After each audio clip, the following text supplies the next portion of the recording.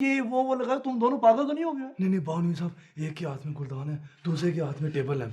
अब देखें कौन जीतता है। मेरा ख्याल है टेबल लैंप वाला जीत जाएगा। वो किस तरह जी? टेबल लैंप में 220 वोल्ट बिजली भी होती है। अच्छा। जो उसको टच करेगा वो हमारा गुलदान जीते ही जीते। आखिरी पता टेबल लैंप की होगी। टेबल लैंप जीते जीते, टेबल लैंप जीते जीते, गुलदान टेबल लैंप जीते जीते। चल गुलदान।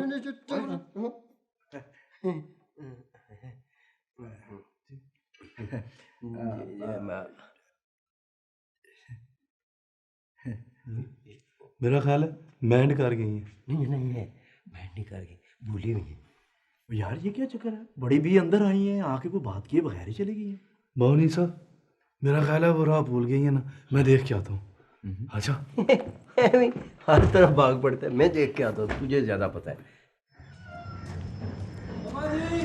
अम्मा जी, वो जी, मुझे लगता है आप राह भूल गई हैं, आपने कहीं जाना है। भूलने वाली तो नहीं हूँ बेटा मैं, पर शायद भूल ही गई हूँ। ये ये क्या है जी? ये आप चूरन निकाल रही हैं? देखना बेटा, ये इस पते पे जाना। अच्छा जी।